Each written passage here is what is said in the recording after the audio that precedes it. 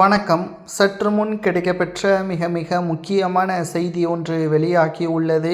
எடப்பாடி பழனிசாமியின் மீது நடிகை த்ரிஷா அவர்கள் வழக்கு தொடர்ந்துள்ளாரா?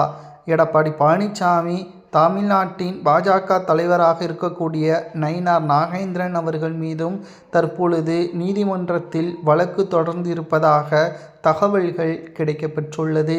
இதை பற்றியான உண்மையான தகவலை இந்த வீடியோவில் நாம் பார்க்க போகிறோம்.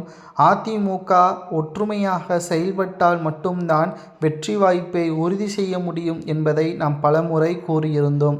ஆனால் எடப்பாடி பழனிசாமி அவர்களோ தங்களால் நிச்சயம் வெற்றியடைய முடியும் என்று கூறியிருந்தார்கள். சரி, அதற்கான வேலைகளில் ஈடுபடுவார்கள் என்று பார்த்தால் தமிழக வெற்றி கழகத்தின் தலைவர் விஜய் அவர்களது தனிப்பட்ட சம்பந்தமே இல்லாமல் நடிகையுடன் ஒப்பிட்டு பேசியது சர்ச்சைக்குள்ளாகி தமிழக பாஜக தலைவர் நயினார் நாகேந்திரன் அவர்களை மன்னிப்பு கேட்கக்கூடிய வகையிலும் அமைந்துவிட்டது. இதே நிலைமைதான் எடப்பாடி பழனிசாமி அவர்களுக்கும்.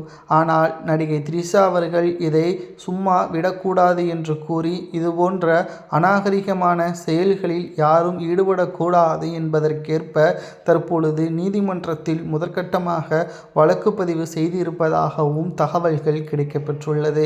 ஆனால் அதனைத் தொடர்ந்து அரசியல் கட்சியின் பிரமுகர்கள் நேரடியாக இதற்கான சம்பந்தப்பட்ட ஆதாரங்களுடன் மன்னிப்பு கேட்கப்பட்ட வீடியோக்கள் நயினார் நாகேந்திரன் அவர்கள் செய்தியாளர்களது சந்திப்பின் பொழுது மன்னிப்பு கேட்கப்பட்ட அந்த வீடியோவை சமர்ப்பித்து இந்த வழக்கை வாபஸ் பெற வைத்துள்ளனர். ஆனால் இது தொடர்ச்சியாக அதிகரித்து கொண்டிருந்தால் நிச்சயம் உச்சநீதிமன்றம் வரை சென்றாலும் இதற்கான தண்டனையை நான் பெற்றுத்தருவேன் என்று எச்சரிக்கையும் செய்துள்ளார் நடிகை த்ரிஷா அவர்கள். இதனால் எடப்பாடி பழனிசாமி அவர்கள் இனிமேல் விஜய் அவர்களை பற்றி பேசும் பொழுது தனிப்பட்ட வாழ்க்கையை பற்றி பேசக்கூடாது, அரசியலில் நான் சம்பந்தப்படவில்லை என்று நடிகை த்ரிஷா அவர்கள் எச்சரிக்கை செய்துள்ளார்.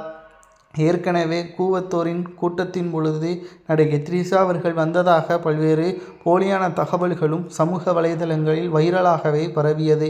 அப்பொழுதும் இதேபோல்தான் நீதிமன்றத்தில் வழக்கு தொடர்ந்தார் என்பதும் குறிப்பிடத்தக்கது. இன்னும் சட்டசபை தேர்தல் நடைபெறுவதற்கு 50 நாட்கள் மட்டும்தான் உள்ளது.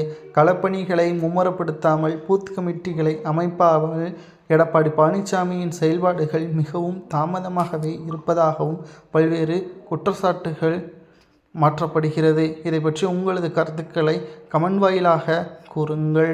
மேலும் அனைத்து இந்திய அண்ணா திராவிட முன்னேற்றக் கழகத்தில் OPS வெற்றியடையக்கூடிய வாய்ப்பை ஏற்படுத்துமா என்பதை கூறுங்கள்.